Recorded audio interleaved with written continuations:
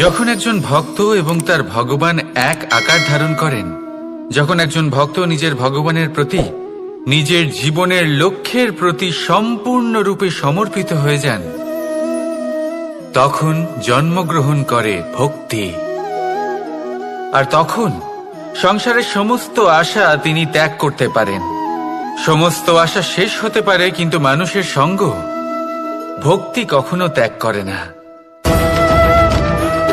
যখন ভক্ত ও ভগবান এক আকার ধারণ করেন, এক হয়ে যান, তখন রথী এবং সারথীর মধ্যে কোনো পার্থক্য থাকে না। তারাও এক হয়ে যান। একটাই ব্যক্তিত্ব, একটাই অস্তিত্ব। আর সেই জন্যই কখনো কখনো রথীর আদেশ ছাড়াই সারথী রথ চালিয়ে দেন, আবার কখনো সারথীর পরামর্শ ছাড়াই রথী আক্রমণ করে ফেলেন। এ তো শুধুমাত্র আরও একটা গুণ সেই সারথীর মধ্যে, যিনি ধর্ম স্থাপনার মহান কাজে আমার সারথী হতে চলেছেন। তাহলে আসুন আমার সাথে ভালোবেসে বলুন, রাধা রাধা। ভগবান আর ভুল, এই দুই একই অক্ষর দিয়ে শুরু হয়। শুধু তাই নয়, এদের দুজনের রাশিও সমান। এবারে আপনারা বলবেন যে ভগবান, ভুল, এদের মধ্যে কিভাবে মিল থাকতে পারে? অনেক বড় মিল আছে। না শুধু এ এক অক্ষর দিয়ে শুরু হয়, বরং এদের বিজয় মন্ত্রটাও এক। ভগবানকে মানুন, তাকে বিশ্বাস করুন, তাকে স্বীকার করুন। এটা করলে মনের দৃষ্টি থেকে ভগবানকে দেখা যায়, আর উনি আপনাকে সমৃদ্ধ করে তোলেন। ভুলের সাথেও এটাই ঘটে। নিজের ভুল স্বয়ং মেনে নিলে, স্বীকার করে নিলে, সব কিছুই স্পষ্টভাবে দেখতে পাবেন। যেদিন থেকে আপনি নিজের ভুল মেনে নিতে শিখবেন, সেদিন থেকে সেই ভুল শোধরানোর প্রক্রিয়াও শুরু হয়ে যাবে। আপনি বুঝে যাবেন নিজের ভুল কিভাবে শোধরাতে হয়।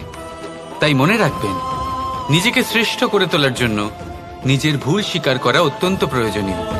এই জীবনে শান্তি আনার জন্য ঈশ্বরকে মেনে নেওয়াও অত্যন্ত প্রয়োজনীয়। সবসময় নিজের গুণ এবং নিজের দোষ মনে রাখবেন। আজীবন সুখী থাকবেন। রাধা রাধা। সাফল্য কে না চান? সাফল্য লাভ করার, শিখরে পৌঁছানোর আলাদাই একটা আনন্দ রয়েছে। আর আপনজনদেরও কে না চান? প্রত্যেক মানুষ চান যেন জীবনে তার কোনো আপনজন থাকে, যারা সবসময় তাদের সাথে থাকবে। কারণ আপনজনের সাথেই তো সাফল্যের আনন্দ সব থেকে বেশি পাওয়া যায়। কিন্তু আসলে কি হয়, অনেক সময় সাফল্যের খোঁজে সেই পথে চলতে চলতে আমরা আপনদের থেকে দূরে চলে যাই। না চাইতেও দূরে চলে যেতে হয়। ওনাদের সাথে সময় কাটাতে পারি না। আর আমরা ভুলে যাই যে সাফল্যের আসল আনন্দ আপনজনদের সাথেই পাওয়া যায়। সফল হওয়ার পরে আপনদের সাথে দেখা হলে তাদের চোখে আমাদের জন্য যে আবেগ থাকে, যে সম্মান, যে প্রেম থাকে, সেটাই হলো আসল পুরস্কার। আমরা সেই কথা ভুলে যাই এবং একা হয়ে পড়ি। বেশিরভাগ সময় এটাই হয়। বেশিরভাগ সময় সফল মানুষগুলি একা হয়ে যান। এবার আপনি কি চান? আপনি অসফল হয়ে দিনগুলি একাকিত্বে কাটাতে চান, নাকি সফল হয়ে আপনজনদের সাথে আনন্দে থাকতে চান? সেই সিদ্ধান্ত আপনার। সাফল্যের পেছনে ছুটুন, নিজেকে উজাড় করে দিন, কিন্তু আপনজনদের সঙ্গ ত্যাগ করবেন না। সেই আপনজন যারা আপনার সাফল্যের জন্য দায়ী, সেই আপনজন যিনি আপনার সাফল্যে আনন্দ পান, সুখ লাভ করেন, তাদের কখনো ত্যাগ করবেন না। আসুন আমার সাথে ভালোবেসে বলুন, রাধা রাধা। কখনো ভেবে দেখেছেন মানুষকেই এই সংসারে সর্বশ্রেষ্ঠ প্রাণী কেন বলা হয়? অন্য কোনো প্রাণীকে কেন নয়? শুধু কি এই জন্যই আমরা চিন্তা করতে পারি, আমাদের কাছে তীক্ষ্ণ বুদ্ধি রয়েছে, কোনো কিছু আবিষ্কার করতে পারি, সেই কারণেই? তা তো অন্য কোনো প্রাণীর কাছেও থাকতে পারে। এমন কিছু পশুও রয়েছে যাদের কাছে তীক্ষ্ণ বুদ্ধি আছে। তাহলে মানুষ কেন? কারণ মানুষের কাছে এমন কিছু রয়েছে যা অন্য প্রাণীর কাছে নেই। মানবতা। মানবতা যা সর্বপ্রথম এগিয়ে যেতে চাইলেও যদি পথে কেউ ধাক্কা খেয়ে পড়ে যায় তাকে আগলে রাখতেও জানে। মনে রাখবেন, আপনার সব থেকে বড় পরিচয় আপনার নাম, আপনার সম্পত্তি বা আপনার ধর্মও নয়। আপনার সব থেকে বড় পরিচয় হল আপনার মানবতা। তাহলে সময় এলে পরে নিজের মানবতার পরিচয় দিন। অন্য মানুষকে সাহায্য করুন, অন্য প্রাণীকে সাহায্য করুন। একা একা পথ চলা হলো পশুদের প্রবৃত্তি। মানুষ হলেন তিনি যিনি অন্যের জন্য প্রাণও দিতে পারেন। মানুষ হলেন তিনি যিনি অন্য মানুষের প্রাণ বাঁচান। সেই মানবতাকে জাগিয়ে তুলুন আর এই জীবন বাঁচতে শুরু করুন। আর হ্যাঁ, আমার সাথে ভালোবেসে বলুন, রাধা রাধা। আত্মীয় স্বজন কারা হন?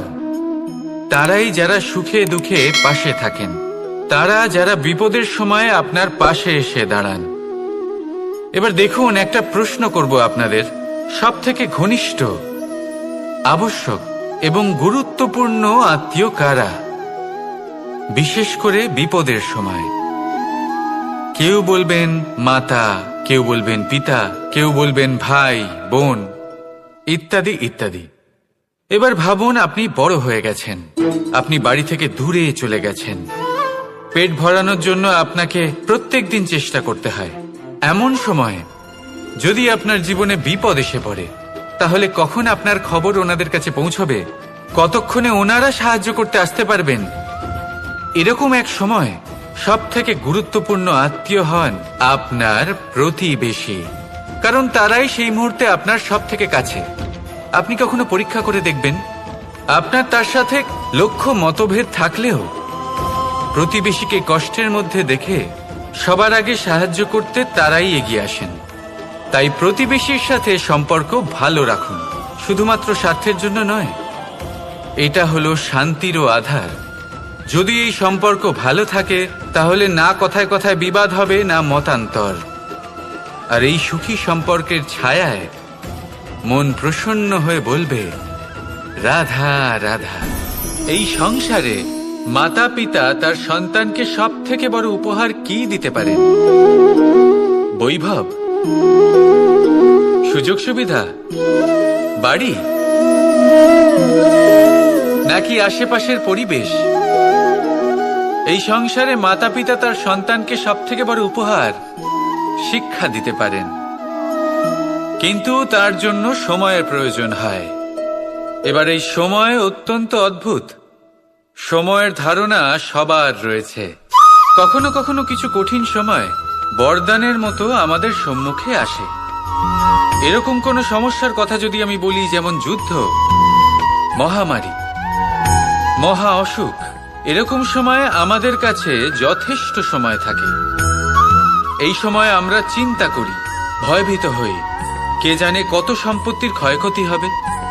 এবার এই সময় কিভাবে কাটিয়ে ওঠা যায়?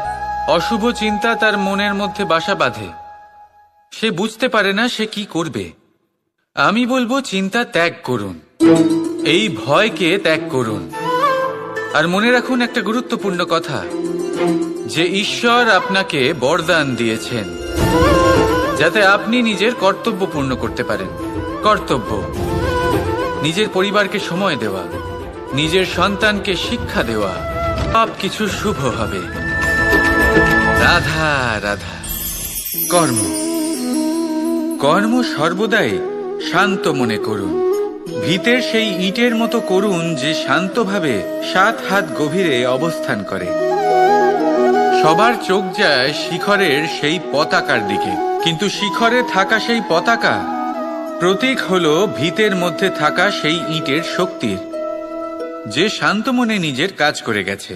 তাই এইভাবেই নিজের কর্ম করুন শান্ত মনে, সন্তোষ ভাব নিয়ে। কলরব যা করার তা আপনার সাফল্যকে করতে দিন, কারণ যখন সাফল্যের এই জয় জয়কার চারিদিকে ছড়িয়ে পড়ে, তখন কর্মের এই মৌনতা আরো শক্তিশালী হয়ে ওঠে। তাহলে আসুন আমার সাথে ভালোবেসে বলুন, রাধা রাধা। পরীক্ষা এমন একটা শব্দ যেটা শুনে সংসারের বেশিরভাগ মানুষই ভয়ভীত হয়ে পড়েন। কারণটা কি? অসফলতার ভয়। পরীক্ষা এই শব্দের যদি আমি অন্য দিকটা দেখাই, তার তাৎপর্য এই নয় যে আপনার দুর্বলতা সবার সামনে তুলে ধরবে। এটা তো হলো সেই যুক্তি যা আপনার বল, সাহস, শক্তিগুলি সবার সম্মুখে তুলে ধরবে। আগে হ্যাঁ, এটাই হলো সেই যুক্তি। আপনি নিজেই কখনো দেখবেন পরীক্ষার সময় আপনার অন্তরের অনেক গুণ বাইরে বেরিয়ে আসে। এমন কোনো শক্তির উদ্ভব হয় যার বিষয়ে আপনি নিজেও জানতেন না, ঠিক কিনা? তাই এই পরীক্ষাকে কখনো ভয় পাবেন না। বিশ্বাসের সাথে নির্ভীক হয়ে এটার সম্মুখীন হন। দিনের শেষে এই পরীক্ষা শুধুই আপনাকে উজ্জ্বল করবে, আপনাকে আরো শ্রেষ্ঠ করে তুলবে। তাহলে আসুন আমার সাথে ভালোবেসে বলুন, রাধা রাধা। মানুষ যখনই নিজের জীবনে নতুন কিছু করতে যায় তখন ভয়ভীত হয়ে থাকে। ভাবে যদি আমি অসফল হই তাহলে কি হবে, কে কি ভাববে, কেউ আমাকে দেখে হাসবে কিনা। যদি আমি আমার মতামত দিই তাহলে বলবো এইসব পরীক্ষার সম্মুখীন হতে কখনো ভয় পাবেন না। কারণ যাই হোক না কেন পরিণাম দুটোই হতে পারে। একটা হয় আপনি জিতে যাবেন, দ্বিতীয় পরিণাম আপনি হেরে যাবেন। খুব সোজা। যদি জিততে পারেন আপনি সবাইকে নেতৃত্ব দিতে পারবেন, কিন্তু যদি আপনি হেরে যান তাহলে আপনার কাছে সেই অভিজ্ঞতা থাকবে যা দিয়ে আপনি আগামী প্রজন্মের পথপ্রদর্শক হবেন। এবার ভাবুন, এই অভিজ্ঞতা দ্বারা আপনি কাউকে সাহায্য করছেন যা দিয়ে সে নিজের স্বপ্ন পূরণ করতে পারবে। খুব পুণ্যের বিষয় এটা। একটা সহজ কথা জেনে রাখুন, জয় হোক বা পরাজয় দুটো একই দিকে নিয়ে যায়, আর সেটা হলো জয়ের দিকে। শুধু নিজের দৃষ্টিভঙ্গি শুভ করে তুলুন আর নিজের পরীক্ষাগুলিকে সীমিত করে তুলবেন না। নিজের এই সীমাগুলিকে আহ্বান জানান, নিজের ব্যক্তিত্বকে বিশাল করে তুলুন, শক্তিশালী করে তুলুন। আর আমার সাথে ভালোবেসে বলুন, রাধা রাধা। এই জীবন, এই জীবন দেখতে গেলে কিন্তু খুবই কঠিন। এই জীবন কি করি হে নারায়ণ, এটাকে একটু সহজ কি করে করে তোলা যায়, এই প্রশ্নই তো আসছে মনে। এর উত্তর স্বয়ং সেই মানুষের মধ্যেই লুকিয়ে, তার সিদ্ধান্তে, তার নির্বাচনের মধ্যে লুকিয়ে। এবার জীবনের যে কঠিন সময়গুলো থাকে সেগুলো সেই প্রসঙ্গের মতোই হয়।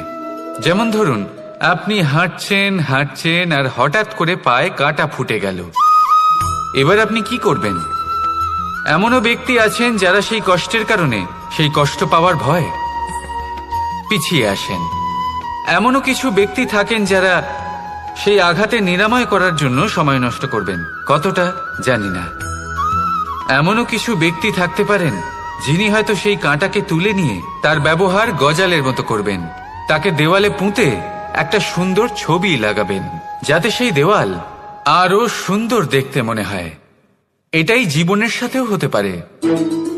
এবার দেখুন, জীবন হলো কঠিন নাকি অত্যন্ত কঠিন সেটা গুরুত্বপূর্ণ নয়, সেটাকে সরল করার জন্য আপনি কি করছেন সেটা গুরুত্বপূর্ণ।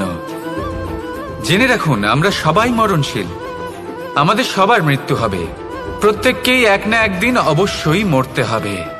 এবার যখন সেটা হতেই চলেছে তাহলে ভয় কেন পাবো, চিন্তা কেন করব? দুশ্চিন্তা করলে কি এর সমাধান হয়ে যাবে? কখনোই নয়। যা প্রারব্ধ তা হবেই। তাই জীবন এই কিছুক্ষণ আপনাকে বাঁচার জন্য দিয়েছে, তা বাঁচতে শুরু করে দিন। জীবনে যা পরিস্থিতি আসুক তা ধন্যাত্মক দৃষ্টিভঙ্গি দিয়ে দেখা শুরু করুন। এটা যদি আপনি শিখে নিতে পারেন তাহলে আপনার এই জীবন সুখ ও প্রসন্নতা দ্বারা ভরে উঠবে। আর এই প্রসন্নতাই আপনি বলবেন, রাধা রাধা। আমরা সব সময় চাই যে এই সংসার আমাদের জ্ঞানী বলবে, বুদ্ধিমান বলবে, বুঝদার বলবে, কিন্তু মূর্খ যেন কেউ না বলে।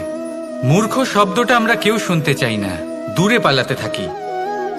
কিন্তু একটা সত্যি সবার কাছে অজানা, যে মূর্খ হওয়া হলো বুদ্ধিমান হওয়ার দিকে সর্বপ্রথম পদক্ষেপ। আপনি যত খুশি দিগ্গজ জ্ঞানী মানুষদের সাথে আলাপ করুন, যত ইচ্ছে কথা বলুন, যতই জ্ঞানের কথা আলোচনা করুন, অভিজ্ঞতা মূর্খ হবার পরেই পাওয়া যায়, তাই নয় কি? মূর্খ হবার পরে আপনি এটা বুঝতে পারবেন যে কি করা উচিত নয়। জ্ঞানী ব্যক্তি আপনাকে এটা বলবেন যে কি করা উচিত। আর এই সংসারে কি করা উচিত তার থেকেও অনেক বড় জ্ঞান হলো কি করা উচিত নয়। সেই জন্য সব সময় মনে রাখবেন, আপনার করা কিছু ভুল, আপনাকে যদি কেউ মূর্খ বানিয়ে থাকে, ছল চাতুরি করে থাকে, তাহলে কোনো ব্যাপার নয়, এটা শেষ পর্যন্ত আপনাকে আরো বুদ্ধিমান করে তুলবে। এই মুহূর্তে ধন্যাত্মক থাকুন, এই সংসার আপনাকে অবশ্যই জ্ঞানী বলবে। রাধা রাধা। মোহ আপনার অন্তরের আরো একটা শত্রু। এবার মানুষ প্রেম আর মোহের মধ্যে পার্থক্য বুঝতে পারে না। কিছু মানুষ ভাবে যে মোহর মধ্যে খারাপ কি আছে। যদি কোনো মানুষের তার বাবা মার প্রতি, তার সন্তানের প্রতি মোহ থাকে, তবে খারাপ কি আছে? খারাপ আছে, আর সেটা তাদের জন্য খারাপ হতে পারে যাদের প্রতি আপনার এই মোহ আছে। এবার মোহ আর প্রেমের মধ্যে পার্থক্য আপনাকে বোঝাচ্ছি। মোহ শুধুমাত্র পেতে চায়, সেখানে প্রেম শুধুমাত্র দিতে শেখায়। এই দুই পরিস্থিতিতেই আপনার হাত প্রসারিত থাকে। মোহের ক্ষেত্রে কোনো বস্তু বা কোনো ব্যক্তিকে লাভ করার জন্য, আর প্রেমে শুধুই প্রদান করার জন্য। মোহর বশে আপনার পায়ে বাঁধন পড়ে যেতে পারে। যদি মাতা পিতার তার সন্তানের প্রতি মোহ থাকে, তাহলে তারা তাদের সন্তানকে কখনো দুঃখে, চিন্তায়, যন্ত্রণায় দেখতেই পারবে না। সেই জন্য তারা সন্তানকে বেঁধে রাখতে চান একটা সুরক্ষিত ক্ষেত্রে, যেখান থেকে না তারা সংসারকে দেখতে পায়, না পরখ করতে পারে, না কিছু শিখতে পারে, না বিকট পরিস্থিতির সম্মুখীন হতে পারে। ঠিক যে কারণে তারা দুর্বল হয়ে পড়ে, অজ্ঞানী হয়ে ওঠে। তাদের বিকাশ সেখানেই স্তব্ধ হয়ে যায়, আর সেখানে প্রেম শুধুমাত্র বিকাশের পথে নিয়ে যায়। মা বাবা যদি সন্তানকে ভালোবাসেন, তাহলে তাকে ছেড়ে দেন যে যাও সংসারকে দেখো, পরখ করো আর শেখো। কিভাবে এর সাথে লড়াই করতে হবে সেটা নিজে শেখো। নিজের শক্তি নিজেই বাড়িয়ে তোলো, নিজের পথ চয়ন করো। সেই জন্য এই মোহর শিকল ভেঙে ফেলুন আর প্রেমকে আপন করে নিন। আর এই প্রেম দ্বারাই বলুন রাধা রাধা। বেশিরভাগ মানুষই এই কথা জানেন যে আমাদের শরীর 5টি তত্ত্ব দ্বারা নির্মিত, যাকে আমরা পঞ্চতত্ত্ব বলি। জল, অগ্নি, বায়ু, ধরিত্রী এবং আকাশ। এবার এই কথা আমরা সকলে জানি, কিন্তু এগুলোর সাথে কিছু গুণ জড়িয়ে রয়েছে যেগুলো আমরা দেখতে পাই না। যদি এই গুণগুলি আমরা আত্মসাৎ করতে শিখে যাই, তাহলে সাক্ষাৎ পরমেশ্বরের দর্শন আমরা পেতে পারি। তো হতে জানে, থামতে জানে না। জল পাথরের সাথে সংঘর্ষ করতে জানে, যার পথে অনেক বাধা আসে, কিন্তু সে প্রবাহিত হতে থাকে। নিরাকার হলো এই জল, যে কোনো পাত্রেই রাখুন না কেন তার আকার ধারণ করে নেবে। এটাই হলো এর বিশেষত্ব, এবং এটাই হলো আমাদের শিক্ষা। কিভাবে প্রবাহমান থাকতে হবে, কিভাবে আমাদের থামলে চলবে না, তাতে আমাদের পথের মধ্যে যতই যেরকমই সমস্যা আসুক না কেন, আমাদের এই জলের মতোই নিরাকার হয়ে যে কোনো পরিস্থিতিতেই প্রবাহমান থাকতে হবে। এই শিক্ষাই জলের থেকে লাভ করুন, আর আমার সাথে ভালোবেসে বলুন রাধা রাধা। জীবনে যদি আপনি বন্ধু লাভ করতে চান, তাহলে আপনাকে অনেকগুলো কাজ করতে হবে। প্রথমে একজন যোগ্য পাত্র সন্ধান করতে হবে, তারপর তার সাথে সময় কাটাতে হবে, সুখ দুঃখে তার সাথে থাকতে হবে, তবে গিয়ে সে বন্ধু হবে। কিন্তু যদি আপনি শত্রু খুঁজতে চান, তাহলে কোথাও যাওয়ার দরকার নেই, কারণ আপনার সবথেকে বড় শত্রু আর কোথাও নেই, আপনারই মনের মধ্যে, আপনার চেতনায় রয়েছে। ক্রোধ, মোহ, লোভ, কাম, মদ, মাৎসর্য। এ এমন 6 সব থেকে বড় শত্রু যা আপনার আগামী 7 জন্ম নষ্ট করে দিতে পারে যদি আপনি এদের না সামলাতে পারেন। এবার এদের সাথে যদি যুদ্ধ করতে হয় তাহলে একটা মহাভারতের মতো দেখুন, যেখানে অর্জুনও আপনি আর কৃষ্ণও সেই আপনি। কারণ এই যুদ্ধ আর অন্য কারোর সাথে নয়, বরং নিজের সাথে।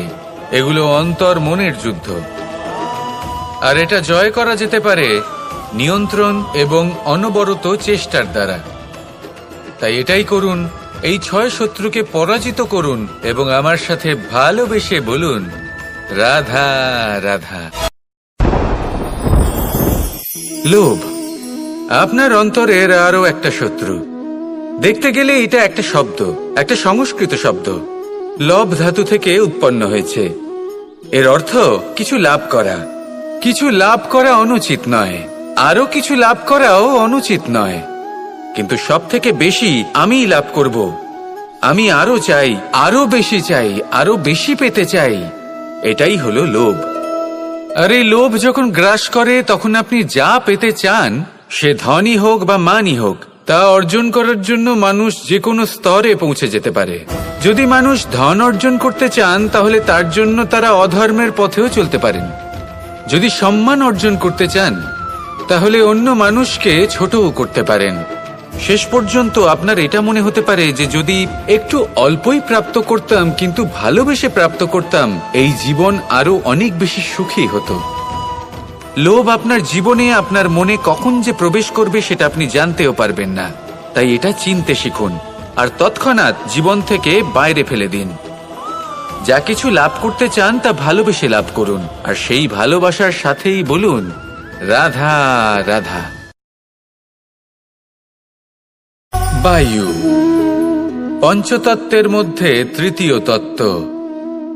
কেউ একে সমীর বলে, আবার কেউ একে পবন বলে। প্রথম কথা হলো এটাই যে এই বায়ু আমাদের জীবন দান করে প্রতিদিন, প্রত্যেক মুহূর্তে। এই বায়ুর কারণেই আমরা নিঃশ্বাস নিতে পারি, জীবিত থাকতে পারি। এই বায়ুই হলো সেই যা সকল মেঘেদের একত্রিত করে একটি স্থানে আর বর্ষা ঘটায়। আর এই বর্ষার কারণেই এই ধরিত্রীতে অন্ন উৎপন্ন হয়। এই বায়ুকে দেখুন, কখনো এতটা সৌম্য যে আপনার কোনোই তফাৎ বোধ হয় না, আর কখনো কখনো এমন রূপ ধারণ করে ফেলে যে অনেক বড় বড় পর্বতের আকার পর্যন্ত বদলে ফেলে।